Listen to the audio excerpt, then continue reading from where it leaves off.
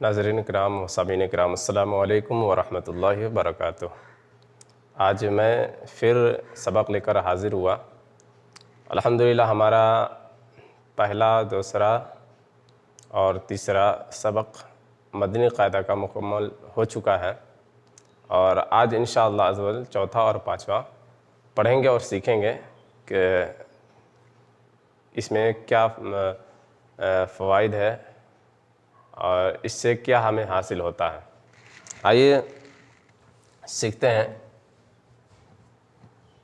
سبق نمبر 4 آپ دیکھیں گے رائٹ سائڈ میں لکھا ہوا ہے سبق نمبر 4، اور پھر اس کے آگے لکھا ہوا ہے حروف قریب الصوت۔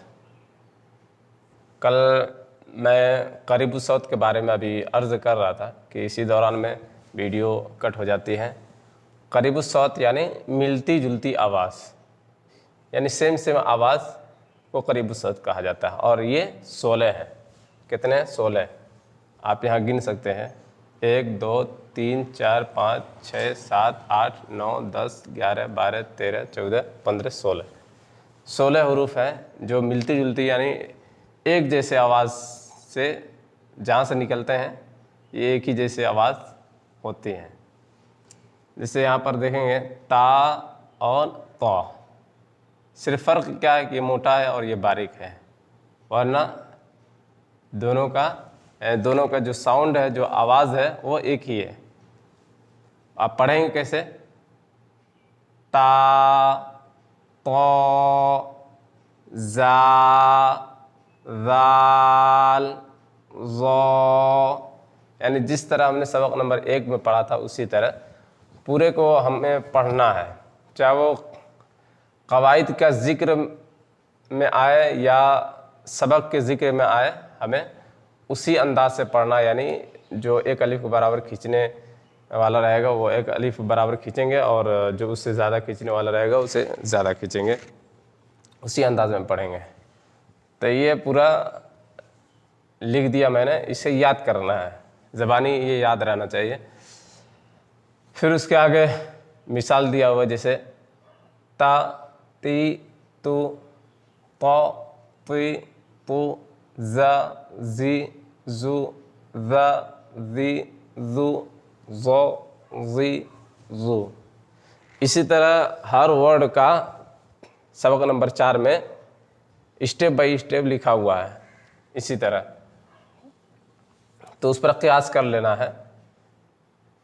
بس اس میں مین کیا ہے؟ حروف قریب الصوت، اسے یاد کر لینا ہے۔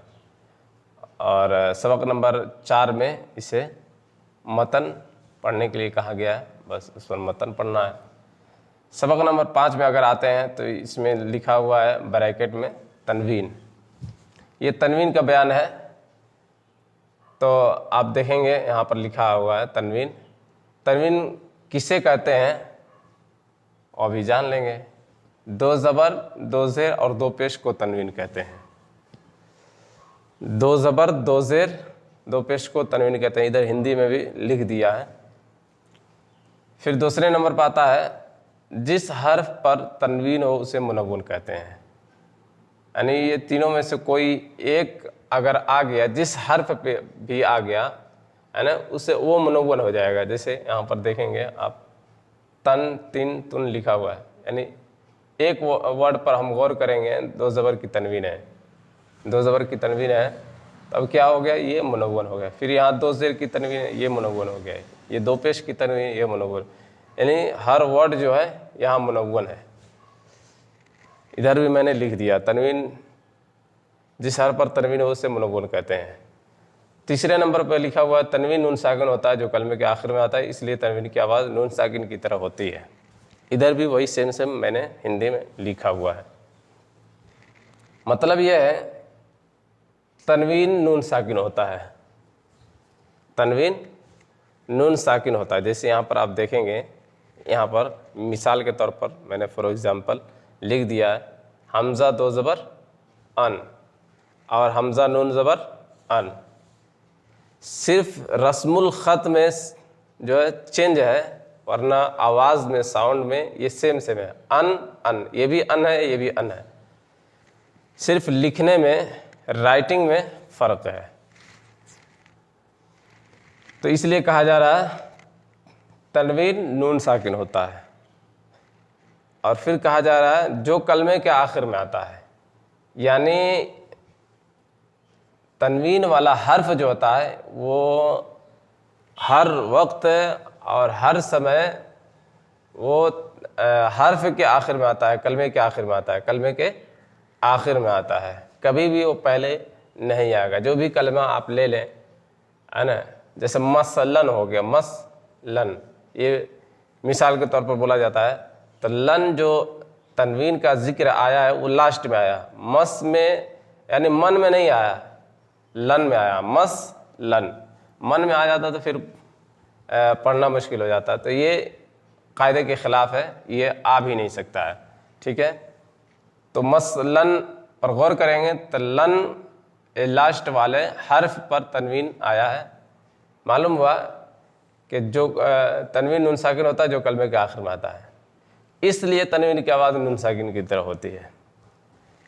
اسی لیے جو ہے تنوین کی آواز اب نون ساکن کی طرح ہو جاتی ہے.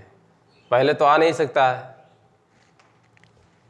اور لاسٹ میں آ رہا ہے تو تنوین کی آواز نون ساکن کی طرح ہو جا رہی ہے. تو یہ پراپر اچھے طریقے سے لکھا ہوا ہے. پھر یہاں سبق نمبر 5 کا جو اس میں سے کچھ ورڈ کو میں نے لکھ دیا ہے یہاں پر، اور اسے ہجے کر کے پڑھنا ہے. تا دو زبر تن، تا دو زیر تن، تا دو پیش تن. میں نے پہلے ویڈیو میں بتایا تھا کہ جو حرف کھینچنے والا رہے گا اسے ہمیں کھینچنا ہے، اور جو کھینچنے والا یعنی ایک الف سے زیادہ جو کھینچنے والا نہیں رہے گا اسے نہیں کھینچیں گے. یعنی ایک الف تک کھینچیں گے، جو ایک الف کے برابر کھینچنے والا رہے گا ایک الف تک کھینچیں گے، اور اس سے زیادہ کھینچنے والا رہے گا اسے زیادہ کھینچیں گے. اور یہ کام آتا ہے ہجے کرنے میں، جب ہجے کریں گے تو یہ کام آتا ہے. اور متن پڑھیں گے تو مخارج وغیرہ کام آ جاتا ہے. متن یا ہجے دونوں طریقے سے پڑھیں گے تو مخارج دونوں طریقے سے آپ کو کام آئے گا، ہے نا.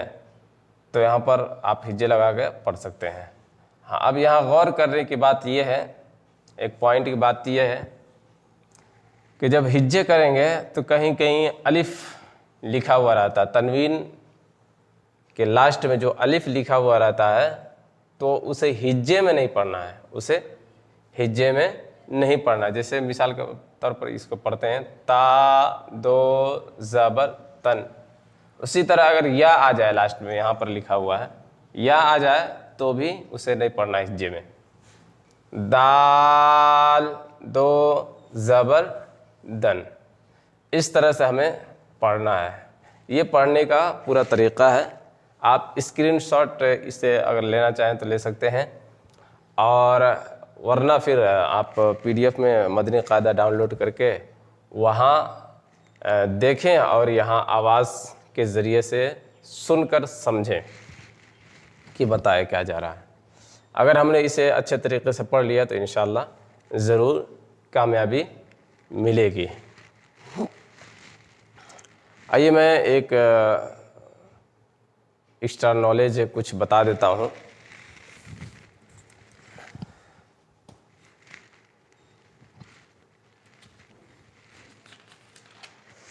یا خبیرو سنتوں کا پابند اور نیک بننے کے لیے چلتے پھرتے پڑھتے رہیں. یا خبیرو، چلتے پھرتے پڑھتے رہیں گے انشاءاللہ سنتوں کا پابند بنیں گے.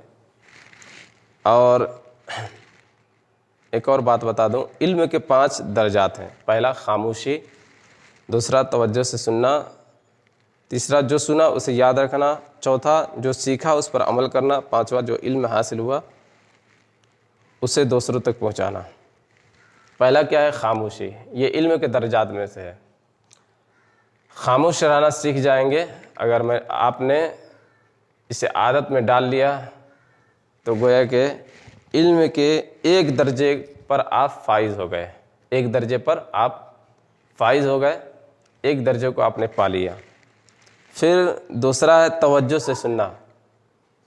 جو چیز بیان کی جائے، چاہے میں نے یہ جو سکھایا ہے ابھی پڑھایا ہے اسے ہی اگر آپ نے توجہ سے سنا ہے انشاءاللہ آپ دوسرے مرحلے کو پار کر لیا.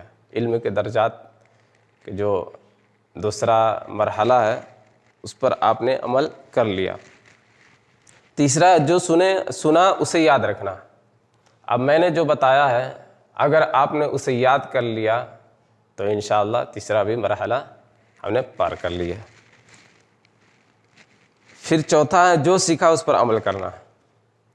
اب جو سیکھ رہے ہیں یہاں پر میرے ساتھ جو سیکھ رہے ہیں جو بھی حضرات ہوں چھوٹے ہوں یا بڑے وہ دوسروں تک پہنچانے کی کوشش کریں, دوسروں تک پہنچائیں, دوسروں کو سکھائیں, کیونکہ اسلام میں قرآن پاک درست مخارج کے ساتھ پڑھنا یہ بڑا اہم ہے.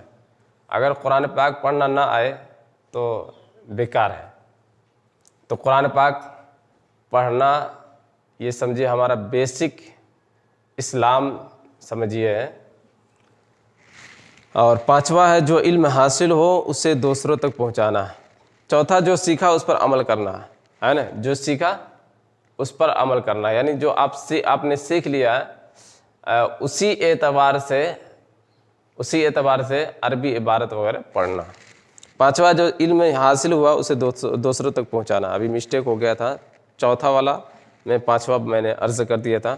تو پانچواں ہے جو علم حاصل ہوا اسے دوسروں تک پہنچانا ہے. تو آپ نے جو سیکھا ہے اسے ثواب جاریہ کی نیت سے دوسروں تک پہنچائے اور سبسکرائب کریں, بیل آئیکن کو پریس کریں. اگر فیس بک پر ہیں تو ضرور فالو کریں. اسلامک ڈیجیٹل اسٹوڈیو NPL کے نام سے پیج بنا ہوا ہے, فالو کر سکتے ہیں.